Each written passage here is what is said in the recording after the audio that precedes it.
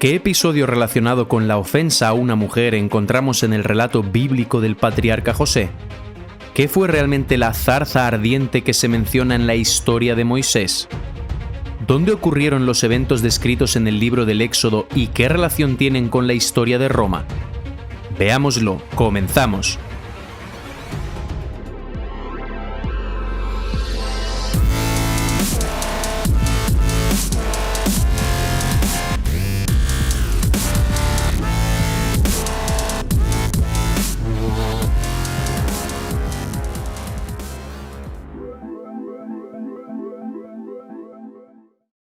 Hola alumnos de Scaliger y Petavius, ¿preparados para desaprender y reaprender? Antes de empezar, os pido por favor que le deis like al vídeo y dejéis un comentario o emoji. Eso ayuda muchísimo a que YouTube lo posicione mejor y con ello pueda llegar a más gente. Hazlo.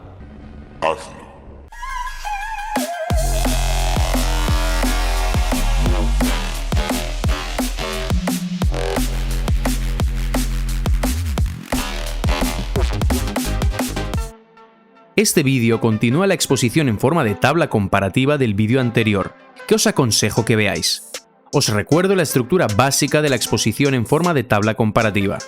El número indica cada uno de los paralelismos consecutivos y las letras indican las diferentes épocas comparadas, a saber, A, la Biblia, B, la antigüedad clásica y tardía, C, el original medieval. Os adelanto ya que no en todos los números figurarán las tres letras. Esto se debe a que no siempre se puede hallar el paralelismo correspondiente.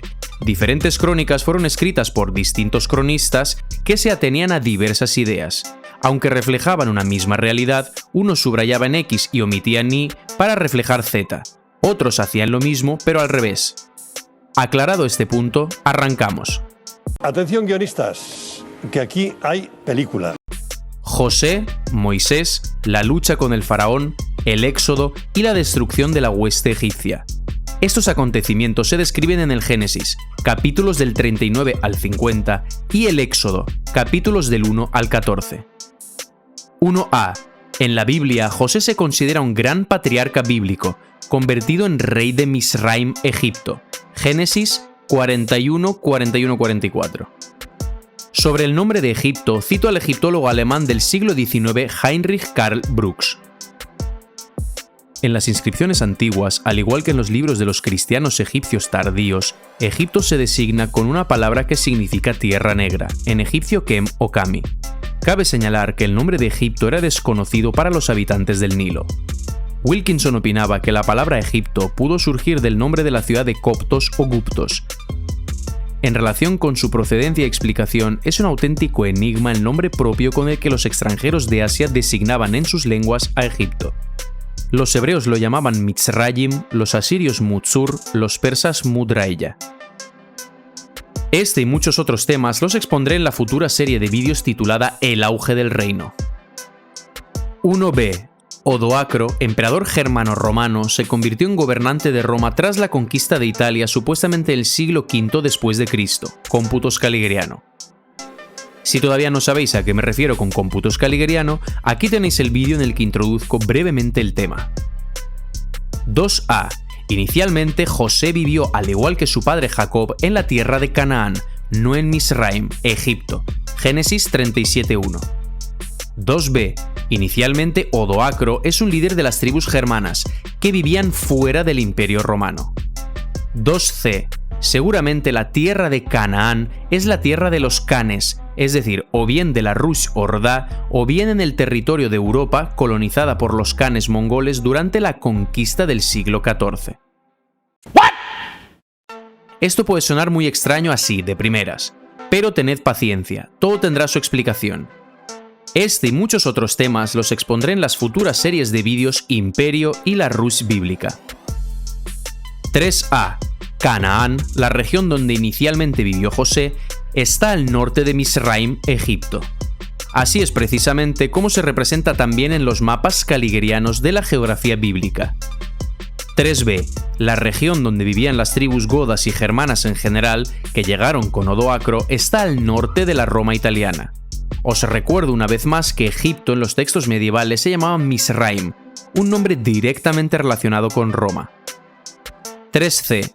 Acerca de la identificación del Egipto bíblico con la Rush Ordá de los siglos XIV y XVI, os hablaré en la futura serie de vídeos La Rush Bíblica. 4a. José es comprado y llevado a Misraim, Génesis 37. Primero está allí en calidad de prisionero esclavo. 4b. Odoacro primero sirvió en el ejército romano en calidad de líder de mercenarios. En este sentido, él fue comprado por Roma, contratado para servir. 5a. José vive bastante tiempo en Misraim, Génesis capítulos 37 en adelante. 5b. Odoacro vive en Roma 17 años, supuestamente en los años 476 al 493 después de Cristo. 6a. José empieza a tener una gran influencia en Misraim, aunque sea un extranjero, Génesis 39:2. 6b. Odoacro se convierte en comandante militar romano, a pesar de ser un extranjero. 7a.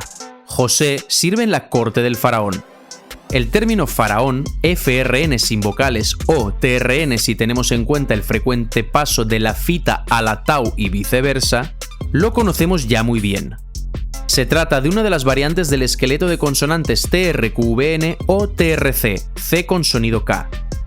Aquí el bíblico TRN faraón se superpone precisamente sobre el final del Tercer Imperio Romano, usando terminología del proyecto científico Nueva Cronología, que es la época de los godos, que ya he identificado en anteriores vídeos con los TRQVN. Claro. En uno de ellos, de los primeros vídeos de mi canal, explico que antiguamente, por motivos de escasez y elevado coste del material de escritura, los documentos se escribían sola o prácticamente con consonantes, a menudo incluso sin separación entre palabras. Yo estoy flipando ahora mismo. En ese vídeo, que recomiendo que veáis, expongo el tema de la interpretación, que no lectura, de este tipo de fuentes escritas. 7b. Odoacro sirve en el Imperio Romano de Occidente, supuestamente en los años 476 al 493 después de Cristo. Es justo ese periodo, según Tito Livio, el que sigue directamente a la época de TRQVN Tarquinio el Viejo y desemboca en la época de otro TRQVN, Tarquinio el Soberbio. En su momento ya expuse la hipótesis de que Tito Livio confundió aquí dos reyes vecinos, llamando Tarquinio TRQVN no a Odoacro y Teodorico, sino a su predecesor, Ricimero. ¿Qué dice usted? 8a. José toma el poder en Misraim. El faraón TRN nombra a José señor de toda la tierra de Misraim. Génesis 41, 39, 40 y 41, 43. 8b. Odoacro también toma el poder en Roma, es decir, en el reino TRQVN al final del Tercer Imperio en Occidente. Se convierte en emperador romano y patricio. Al mismo tiempo tiene un cogobernante, el emperador realmente romano en el Imperio Romano de Oriente. 9a. Aunque José sea señor completo de la tierra de Misraim, por encima de él está el faraón TRN, cuyo trono es más alto.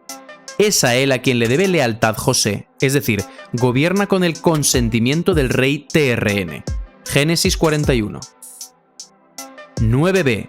A pesar de que Odoacro sea un gobernador con plenos poderes en el Imperio Romano de Occidente, supuestamente en Italia, el emperador realmente romano-bizantino es Zenón, gobernador del Imperio Romano de Oriente y de todo el imperio en general.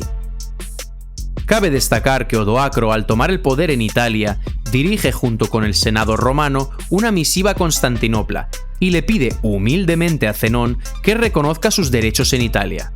El Senado romano, en la misiva a Zenón, declaraba que, para Roma, era inútil tener su propio emperador, considerando que la grandeza de un único monarca era suficiente para la defensa simultánea de Occidente y Oriente. En su nombre y en nombre del pueblo romano, él aceptaba el traslado de la capital a Constantinopla. El Senado le solicitó humildemente a Zenón que a Odoacro se le concediera el título de patricio y gobernador de la región de Italia. El emperador aceptó. Vemos que esta versión también se describe en la Biblia al final del Génesis, en la historia de José, pero con términos ligeramente diferentes. 10a. Pasado cierto tiempo, José llama a venir a Misraim a todo su clan, con su padre Jacob en cabeza. Génesis 45:9. Jacob acepta y comienza una migración masiva hacia Misraim. Dios le dice que irá con él y que lo traerá también de vuelta. Génesis 46:4. La Biblia presenta una lista de los hijos de Israel que llegaron a Misraim. Génesis 46:6-26. Así pues, en Misraim irrumpe una oleada de extranjeros. 10b. El antiguo Tito Livio describe la aparición en la Roma monárquica de los extranjeros tarquinios. En otro duplicado fantasma, concretamente en el final del Tercer Imperio Romano, seguido de Odoacro llega a Italia el clan de los godos, que continúan la actividad de Odoacro, encabezados por el rey godo Teodorico. Este sustituye a Odoacro supuestamente en el año 493 después de Cristo y encabeza una poderosa oleada de godos extranjeros. Se trata de lo que se conoce como Gran Migración.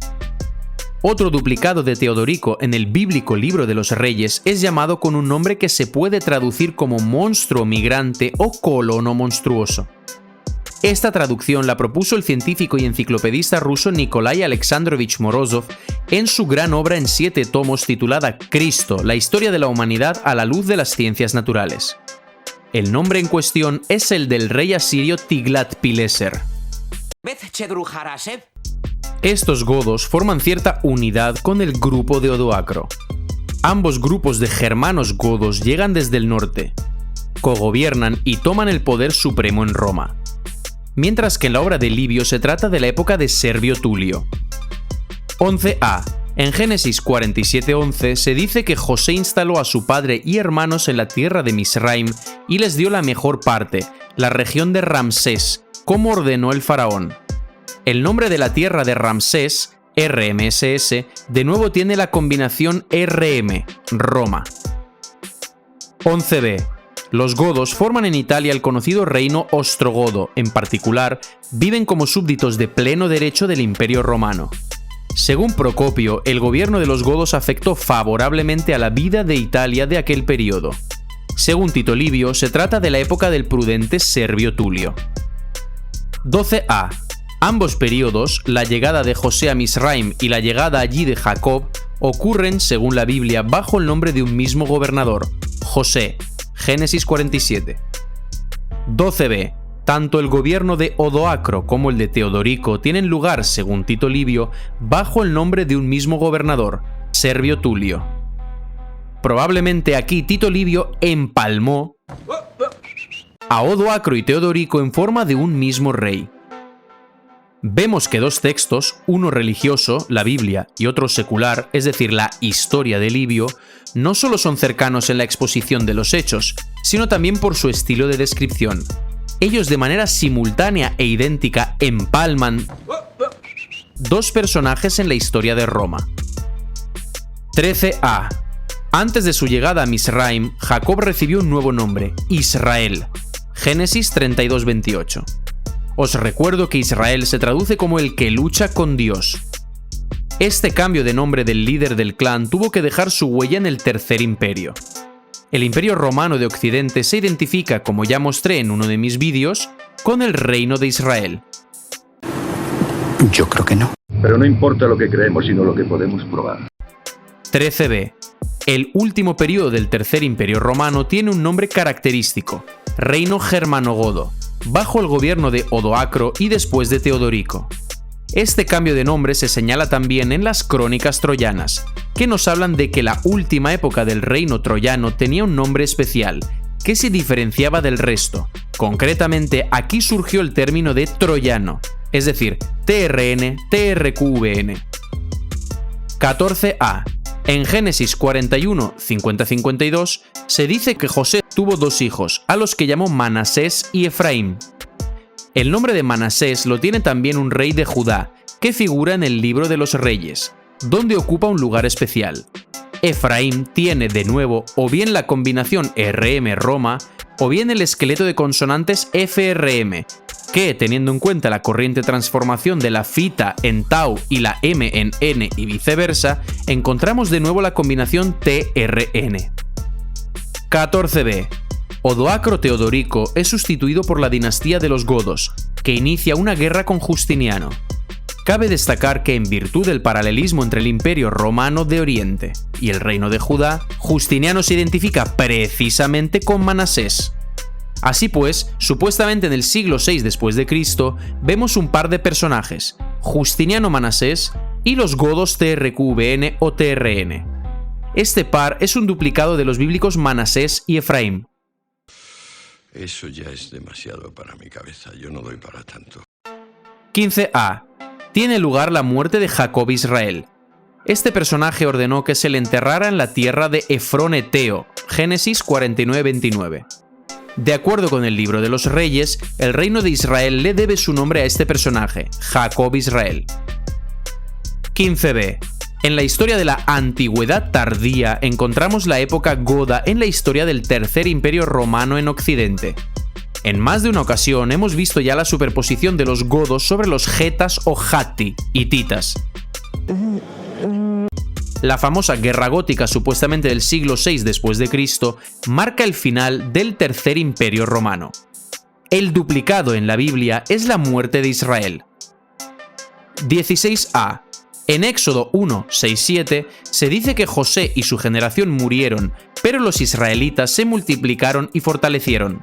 La región se llenó de ellos. 16b. Tras la muerte de Odoacro y al final de la vida de Teodorico, el reino ostrogodo alcanza el apogeo de su gloria e influencia. El auge acaba supuestamente en el año 526 con la muerte de Teodorico, antes del inicio de la Guerra Gótica. 17a. La leyenda de la mujer antes del inicio de la guerra del clan de Israel con el faraón TRN es la supuesta violación de la que acusan a José. La acusadora es la mujer de uno de los representantes del clan del faraón TRN. Por tanto, subraya un motivo sexual. Génesis 39. Hermana, yo sí te creo. 17b. La leyenda de la mujer es un tema constante en el inicio de las guerras troyana, tarquinia, gótica. Se habla del insulto, ofensa, rapto o violación de una mujer por un representante del grupo TRQVN. Siempre se subraya, por tanto, un motivo sexual. Como ya dije en uno de mis anteriores vídeos, cuyo enlace tenéis en la descripción, antiguamente la Iglesia y la fe, entre otros tantos conceptos, se representaban en forma de bellas mujeres. Es decir, seguramente todas estas leyendas sobre la mujer hablen de cierta ofensa y o conflicto religioso. 18a. La mujer insultada es la esposa del jefe de los guardaespaldas del faraón TRN. Génesis 39.1 y 39.7. 18b. En el relato de Tito Livio, la mujer insultada es la esposa de Tarquinio Colatino, súbdito del rey Tarquinio el Soberbio. Ambos son Tarquinios TRQVN. 19a. José es acusado de violar a la esposa del jefe de los guardaespaldas. Génesis 39. 19b. Según Tito Livio, Tarquinio violó a Lucrecia y fue acusado públicamente del crimen. Según la Biblia, José no quiso pecar con la mujer de su jefe. Génesis 39.8. Supuestamente, la mujer consideró un insulto su negativa a acostarse con ella y le acusó de haber intentado violarla. Génesis 39, 12, 18. En esta variante de la leyenda sobre la mujer se afirma que la culpable real era la propia mujer, que se ofreció a José. Sin embargo, José era fiel a su señor y se negó a satisfacer el deseo de la mujer. 20a. Se dice que la mujer agarró a José por la ropa y le dijo que se acostara con ella. Pero él, dejando su ropa en las manos de ella, huyó. Génesis 39:12. Es decir, la culpa es de la mujer. Justicia patriarcal. 20b. Según Tito Livio, la violación de la mujer realmente sí tuvo lugar, aunque aquí la culpa es de Sexto Tarquinio TRQVN. ¡El violador eres tú! Por cierto, la Biblia también culpa a la mujer en otro duplicado más brumoso de esta historia, concretamente en el relato de Adán y Eva, que ya expuse en uno de los anteriores vídeos de esta serie. En la descripción tenéis el enlace correspondiente. 21a. La consecuencia de la acusación de violación es la ira del sirviente del faraón TRN dirigida contra José, que es encerrado en una cárcel. Génesis 39:20. Después, ya en tiempos de Moisés, sucesor de José, comienza la confrontación con el propio faraón TRN. 21b. Según Tito Livio, la consecuencia de la violación es la ira general de los romanos contra el ofensor y pronto comienza la guerra tarquinia. La leyenda bíblica acerca del insulto de la mujer, por su parte, se ubica en el texto un poco más lejos del inicio de la guerra que en el caso del relato de Livio. La proximidad de las versiones bíblica y romana indica que tenemos ante nosotros, seguramente, dos crónicas, religiosa y secular, que describen de manera gradual aproximadamente los mismos acontecimientos, es decir, una misma historia artificialmente alargada. ¡Me cago en todo lo que he estudiado! ¡Que los degenerados! 22a. Tras la muerte de José, análogo de Odoacro y Teodorico, se alza en Misraim un nuevo rey, que no conocía a José, y le dice a su gente que el pueblo de los hijos de Israel es numeroso y más fuerte que ellos. Éxodo 1, 8-9. Después, la Biblia nos habla de la opresión de los israelitas por parte del nuevo faraón TRN en Misraim, Egipto. Comienza la enemistad. El faraón ordena matar a los hijos de los israelitas. Éxodo 1:16. 22b. Tras la muerte de Teodorico, supuestamente del año 526, y la de Amalasunta, supuestamente en el 535, las relaciones entre el reino ostrogodo, presuntamente en Italia, y la Nueva Roma, con Justiniano a la cabeza, empeoran drásticamente. Las previas relaciones moderadas se convierten en una enemistad abierta. En exacta correspondencia con lo que dice la Biblia, supuestamente en el año 527, es decir, justo después de la muerte de Teodorico, en la Nueva Roma se alza un nuevo gobernante, concretamente asciende al trono Justiniano I. 23a. En la historia bíblica es justo aquí cuando aparece el gran líder Moisés, héroe central de esta época convulsa, Éxodo. 23b. En la historia romana, supuestamente del siglo VI después de Cristo, entra en escena el destacado emperador Justiniano I, realmente un héroe de dicho periodo en la historia de la Nueva Roma. 24a. Moisés es llamado israelita, gran caudillo del pueblo de Israel, Éxodo. Al mismo tiempo, Moisés fue educado por la hija del faraón TRN, y es por eso que también pertenece, por así decirlo, al clan TRN. Os recuerdo también que antes los propios israelitas se identificaron, por lo menos en estas partes de la Biblia, con los godos, duplicados de los TRQVN. ¿Qué? Esto lo expuse muy brevemente en uno de mis anteriores vídeos. En la descripción tenéis el enlace correspondiente. La Biblia dice: cuando el niño creció, ella lo llevó a la hija del faraón, y vino a ser hijo suyo. Y le puso por nombre Moisés, diciendo: pues lo he sacado de las aguas. De esta manera, incluso su nombre Moisés lo recibió en el clan del faraón TRN. Por cierto, en cuanto al origen etimológico del nombre de Moisés, os hablaré de ello y de muchos otros temas interesantes en la futura serie de vídeos titulada La Rus Bíblica. 24b. Las fuentes greco-bizantinas llaman a Justiniano gobernante griego, romano y romanio bizantino, y señalan que es enemigo de los godos TRC, C con sonido K. Sin embargo, este reflejo duplicado, en el caso de Livio, es el rey Tarquinio el Soberbio, que es al mismo tiempo romano y también del clan de los Tarquinios. En consecuencia, pertenece, por así decirlo, a ambos grupos.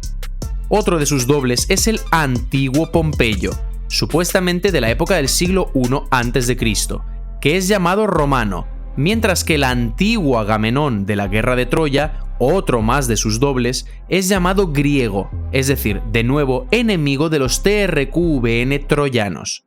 ¿Qué dice usted?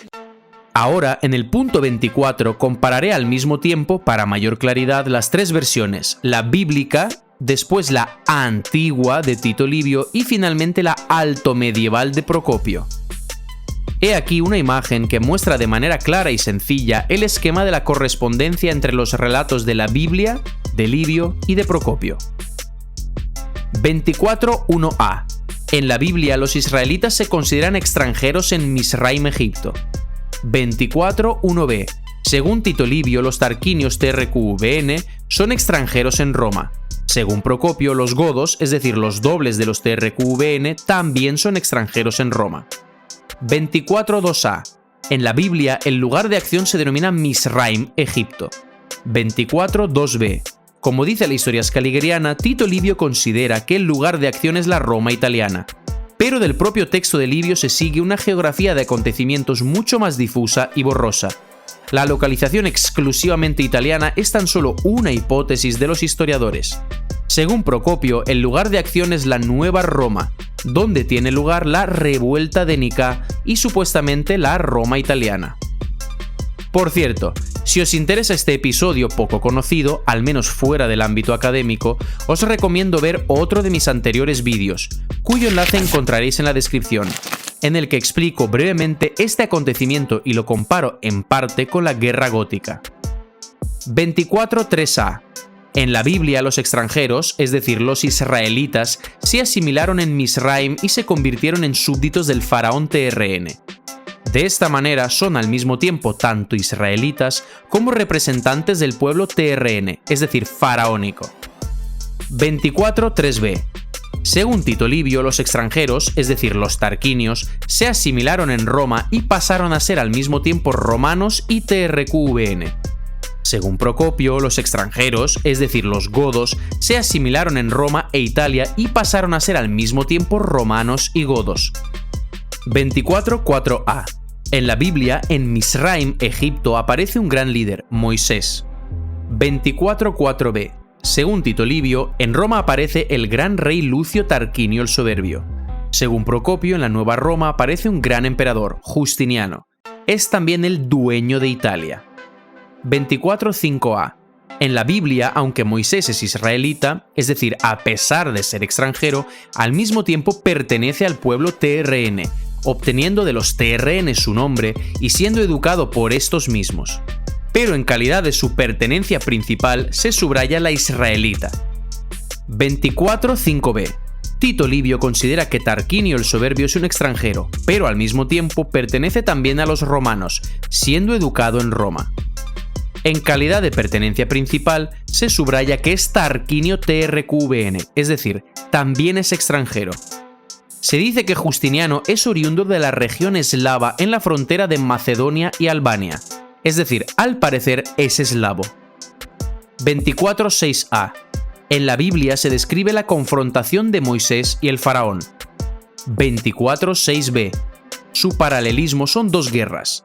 La famosa en la antigua historia de Roma Guerra Tarquinia, supuestamente del siglo VI a.C., y la famosa Guerra Gótica en la historia de la Nueva Roma medieval y la Roma italiana, supuestamente del siglo VI después de Cristo. 24.7a. En la Biblia, Moisés lucha con Misraim, Egipto. 24.7b. Tarquinio el Soberbio combate contra los habitantes de Roma. Justiniano I aplasta la revuelta de Nicea en la Nueva Roma y combate contra la Roma italiana, conquistada por los godos. 24.8a. En la Biblia tiene lugar el famoso éxodo de Egipto de los extranjeros israelitas, que durante el tiempo que vivieron en Misraim se convirtieron también en la gente del faraón TRN. 24.8b. Según Tito Livio, tenemos el éxodo de Roma de los extranjeros tarquinios, convertidos en romanos durante su estancia en Roma. Según Procopio, tenemos el éxodo de Roma, y supuestamente de Italia, de los extranjeros godos, convertidos en romanos durante su estancia en Italia. Os pongo de nuevo la tabla que os he mostrado antes para que veáis una vez más cuán próximas son estas tres versiones. Cabe destacar que son especialmente parecidas las versiones de la Biblia y Tito Livio. Dicho todo esto, seguimos con el número 25 de la tabla comparativa principal. 25a. En la Biblia, Moisés encabeza la confrontación con el faraón TRN. Véase el libro del Éxodo. 25b. Justiniano se posiciona en cabeza en la guerra contra los godos. 26a. Tras el éxodo huida, los israelitas acaban junto al monte Joreb. Éxodo 3.1. Es muy probable que esta montaña se identifique con el Vesubio. Eso es una locura. No, es la verdad. Esto lo expliqué en uno de mis primeros vídeos, que os aconsejo encarecidamente que veáis. El enlace lo encontraréis, como de costumbre, en la descripción. Hablando del Joreb, la Biblia indica de nuevo el carácter volcánico de dicho monte. En Éxodo 3:2 se dice: «Y el ángel del Señor se le apareció en una llama de fuego, en medio de una zarza. Al fijarse Moisés, vio que la zarza ardía en fuego, pero la zarza no se consumía». Nikolai Morozov consideraba que tales zarzas eran gavillas de chispas saliendo de la boca del volcán, que salían despedidas en forma de fuente en los recesos entre algunas erupciones. He aquí un grabado que muestra una zarza ardiente en el cráter del Etna en 1874. 26b. Los acontecimientos de la guerra gótica supuestamente del siglo VI después de Cristo y el éxodo de los godos, tanto según Livio como según Procopio, fueron seguramente trasladados de manera artificial por los cronistas desde Romania, Bizancio, hacia Italia, cerca del Vesubio. 27a. De la confrontación de Moisés con el faraón TRN se habla en el Éxodo, capítulos del 7 al 12. Se describe en forma de las famosas 10 plagas de Egipto, que Dios envió contra el faraón. La culminación es la 10ª plaga, la muerte de todos los primogénitos en la tierra TRN Misraim. Éxodo 12, 29-31. La Biblia dice que se oyó un gran clamor en Egipto, porque no había hogar donde no hubiera alguien muerto. Éxodo 12:30. 27b. La guerra gótica de Justiniano contra los godos es descrita por Procopio. Otro reflejo duplicado es la guerra tarquinia de Roma con TRQVN, descrita por Livio. Es al mismo tiempo la famosa guerra de Troya de los griegos contra los troyanos TRQVN, descrita en las crónicas medievales del ciclo troyano y también por el antiguo Homero. Procopio también describe la guerra gótica como un conflicto que llevó a la muerte de una enorme cantidad de habitantes en Italia. El original principal de las 10 plagas bíblicas lo expondré en la futura serie de vídeos titulada La Rus Bíblica. 28a. En la Biblia tenemos la participación de Aarón, es decir, Arrio, en la confrontación de Moisés con el faraón TRN. 28b. En la guerra de Troya tenemos la participación de Ares, el dios de la guerra, según Homero, y las fuentes que hablan sobre dicho conflicto. 28c. El antiguo dios griego Ares es, probablemente, un reflejo más de la hueste de los rusos durante la gran conquista mongola. ¿Cómo? ¿Pero qué me estás container? Esto y mucho más también lo explicaré en futuros vídeos, concretamente en la serie Imperio. En ella os explicaré quiénes fueron los mongoles o, más correctamente, mogoles, hasta dónde llegó su conquista, cuánto tiempo duró y qué importancia y trascendencia tuvo para la historia. Thank you. En cuanto al término mongol o mogol, explico muy brevemente su probable origen etimológico en uno de mis anteriores vídeos. Tenéis el correspondiente enlace en la descripción. Como esbozo inicial, cabe señalar que el esqueleto de consonantes de Ares es RS, el mismo que el de las palabras ruso y Rusia. Además, en lenguas como la húngara, por ejemplo, ruso se dice oros. Es decir, como podéis ver, la vocalización, dependiendo del idioma, es bien diferente. En cuanto al ruso, vosotros me diréis, pero ¿y qué tiene que ver aquí ese idioma? Bueno, a eso os respondo lo siguiente. Como ya he mostrado en más de una ocasión, y lo haré muchas más veces a lo largo de mis vídeos, es la lengua eslava la que permite descifrar muchísimos supuestos enigmas e incongruencias históricos. En la descripción os dejo un enlace en el que analizo usando la lengua rusa una parte del Apocalipsis, que hace referencia a un número en concreto. Es algo bastante curioso, os recomendaría que le echarais un vistazo. Es que es ruso, ¿eh? Evidentemente, todos estos juegos de palabras por sí solos no explican nada en absoluto, pero, en virtud de los resultados de los análisis matemático-estadísticos, adquieren cierta utilidad analítica. Si todavía no sabéis a qué métodos matemático-estadísticos me refiero, os aconsejo ver todos mis vídeos relacionados con este tema. Os dejo el enlace de su lista de reproducción en la descripción.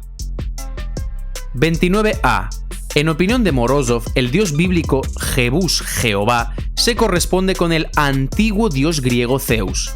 Y es que, tal y como expliqué en uno de mis primeros vídeos, cuyo enlace también tenéis en la descripción, Júpiter, nombre romano de Zeus, proviene de la combinación de palabras Jovis Pater. Como podéis observar, los términos Jebús, Jehová, Zeus e Iovis son muy similares y todos ellos hacen referencia a un dios supremo. Además, en la Biblia se dice que Jebús es Jerusalén, es decir, se trata probablemente no solo de una ciudad santa, sino también de la morada del Dios Supremo. De todo esto y mucho más os iré hablando en futuros vídeos. Son temas importantísimos y trascendentales. Es posible que ciertas características del dios Jebús sean personificaciones del volcán Vesubio. Yo creo que no. Amén. 29b. Según Homero, durante el combate junto a los barcos en la guerra de Troya, el dios griego Zeus se encuentra sobre el monte Ida. En virtud de las identificaciones ya descubiertas, el monte Ida es o bien el volcán Vesubio en Italia, o bien el monte Beikos junto a Yoros en el Bósforo. En anteriores vídeos hablé tanto del monte Ida como también de la ciudad fortaleza de Yoros, que es precisamente la Jerusalén de los Evangelios. Os recomiendo que los veáis. Tenéis los enlaces a vuestra disposición en la descripción. Acerca de la identificación de Yoros con Jerusalén hablaré con mayor profundidad en la futura serie de vídeos titulada La Jerusalén Olvidada. Es posible que estos montes fuesen llamados Iudeorum, es decir, judíos. El traslado sobre papel de la guerra de Troya desde Romania, Bizancio, hacia Italia ocurrió probablemente no antes de mediados del siglo XIV de nuestra era, cómputos caligeriano. 30a. En el Éxodo se habla de cómo los israelitas, siendo súbditos del faraón TRN, abandonan Misraim, Egipto. Según la Biblia, se marchan como vencedores. 30b. En el éxodo de los godos tarquinios TRQVN de la Nueva Roma y de Italia, según Tito Livio y Procopio, estos se marchan como bando derrotado. Y de nuevo tenemos este cambio de lugar de los vencedores y los vencidos, que confirma una vez más la regla ya señalada de que la versión de Procopio y Tito Livio es hostil hacia los godos tarquinios, mientras que la Biblia, por el contrario, es muy benevolente hacia los israelitas dobles de los TRQVN. Vemos, por tanto, que un mismo hecho fue descrito por cronistas diferentes con actitudes distintas. Unos escribían desde la perspectiva del bando vencido, otros lo hacían desde el vencedor. En muchas ocasiones, los vencidos, por ejemplo, se negaban a aceptar su derrota y buscaban justificaciones, presentándose como vencedores. Toda fuente escrita está, por tanto, supeditada al arbitrio del individuo que la redacte y de las intenciones y presiones que éste tenga. No hay que olvidar que muchos escribas anotaban aquello que se les ordenaba desde arriba. Es por eso que la historia es, en realidad, mera historiografía política.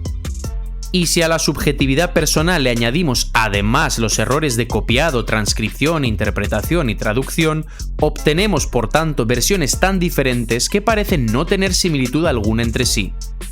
Pero es que si además le añadimos los errores cronológicos, surgidos a tenor de la inexactitud de las técnicas de datación de las épocas pasadas, el cuadro que se forma ante nosotros es el de numerosas historias aparentemente distintas y cronológicamente distantes que, en realidad, describen unos mismos hechos. Y eso es lo que demuestra precisamente la nueva cronología. Todo esto lo he explicado ya a lo largo de muchos de mis vídeos, especialmente aquellos que están dedicados al tema de los errores cronológicos, los métodos empíricos matemático-estadísticos usados para el procesamiento de fuentes escritas, los paralelismos históricos hallados gracias a estos y el coeficiente de probabilidad de que sean meras coincidencias casuales. Los que habéis seguido de cerca todos mis vídeos sabréis perfectamente de lo que hablo y sois capaces de seguir el hilo de todas mis exposiciones. Los que no, os recomendaría ver todos mis vídeos desde el principio. Considero que son muy instructivos y que no os dejarán indiferentes.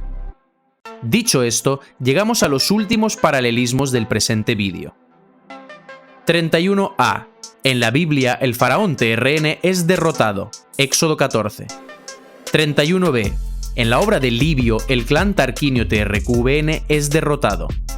32a. Moisés destruye a la hueste del faraón TRN que intentaba detener a los israelitas. Éxodo 14, 27-28. 32b. Justiniano derrota a los godos TRQVN. Aunque él es el emperador principal, los que combaten son sus comandantes. 33a. Al abandonar Misraim, los israelitas, después de cierto tiempo de recorrido, pasan claramente cerca de un volcán. En Éxodo 13, 21-22 se dice que el Señor iba delante de ellos de día en una columna de nube, y de noche en una columna de fuego para alumbrarles. Nunca se apartó de delante del pueblo la columna de nube de día, ni de noche la columna de fuego. Además, en Éxodo 13, 17-18 se dice que cuando por fin el faraón dejó salir a los israelitas, Dios no los guió por el camino principal que atraviesa el territorio filisteo, para que no se arrepienta el pueblo cuando vea la guerra. Mas hizo Dios que el pueblo rodease por el camino del desierto del Mar Rojo, y salieron los hijos de Israel de Egipto armados. Porque Dios es tribal, Dios se posiciona. Por cierto, acerca de los términos desierto y Mar Rojo os hablaré de ellos en futuros vídeos. Muchos creen hoy en día que indican de manera inequívoca la región del actual Egipto. Sin embargo, tal y como os expondré más adelante, se trata en realidad de errores de traducción. La localización geográfica de todos estos sucesos es bien distinta y nada tiene que ver con el caluroso Egipto actual. What the fuck? 33b. La última batalla de los godos TRQVN con los griegos bizantinos romanos tuvo lugar supuestamente cerca del Vesubio. Aquí, según Procopio, fueron destruidas las huestes del último rey godo, Teya. Es precisamente desde el Vesubio de donde comenzó el éxodo de los restos de los godos. De esta manera, el paralelismo descubierto por el equipo científico del proyecto Nueva Cronología muestra que los acontecimientos del éxodo bíblico fueron trasladados parcialmente sobre papel desde Bizancio, o bien la Rus Horda, hacia Italia, y reflejan parcialmente la huida de los derrotados desde Bizancio hacia Italia. Todo esto y mucho más en la futura serie La Rus Bíblica. 34a. Fijaos en las leyendas sobre el hundimiento de la hueste del faraón en el relato de Moisés y el diluvio universal en el de Noé. Son las únicas dos leyendas sobre una gran inundación de agua en la Biblia. Pero lo más probable es que aquí en realidad se hable de acontecimientos diferentes. He aquí una antigua miniatura titulada Paso a través del Mar Rojo, del libro de Cosmas Indicopleustes. La hueste del faraón intenta alcanzar a los israelitas. Es interesante que los antiguos guerreros egipcios están representados de la misma manera que los guerreros medievales rusos en numerosos iconos y miniaturas. Los historiadores modernos aman esgrimir en estos casos su argumento predilecto para explicar estas cuestiones, el famoso anacronismo medieval. Se podría resumir tal que así. La ignorancia y el desconocimiento de los artistas medievales les llevaba a representar acontecimientos pasados con aspectos de su propia realidad. Y vosotros os preguntaréis, ¿pero por qué hacían eso? Muy buena pregunta. A lo que cualquier historiador os contestaría: porque así percibían y asimilaban mejor las escenas y el mensaje. Y es que con argumentos así se puede explicar cualquier cosa. Ah, sí, bueno, siempre que vean una cosa así, lo hizo un mago. Si cuela, cuela y si no me la pela. Sin embargo, a tenor de los resultados empíricos matemático-estadísticos, todos estos presuntos anacronismos adquieren una explicación diferente y totalmente lógica. 34b. La leyenda del diluvio quedó reflejada también en las crónicas romanas del Tercer Imperio, pero no fue ubicada en el siglo VI después de Cristo, sino supuestamente en el siglo IV después de Cristo, en la época de Juliano, uno de los muchos duplicados de la época de Cristo del siglo XII de nuestra era. He aquí la variante de la leyenda del diluvio erróneamente atribuida al año 363 después de Cristo. Cito para ello el libro Ciudades hundidas del año 1978. Uno de sus autores es el ingeniero hidrogeólogo, hidrotécnico y candidato de ciencias técnicas de la Unión Soviética Gennady Alexandrovich Razumov.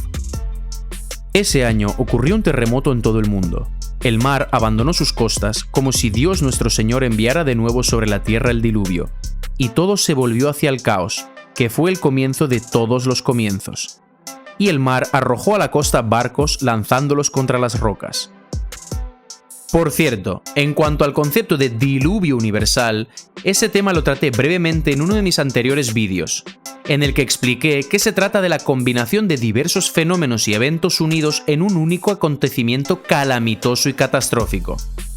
En la descripción encontraréis el enlace de dicho vídeo, que os recomiendo que veáis. Y aquí detengo por ahora mi exposición. En el siguiente vídeo analizaremos cuestiones muy interesantes, tales como la conquista de la Tierra Prometida, entre otras muchas cosas.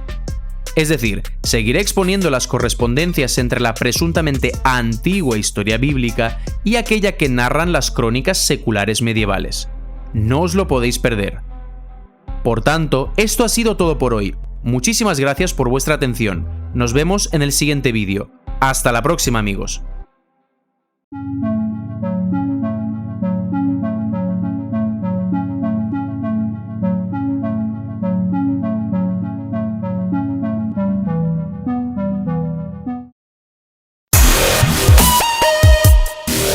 Yeah.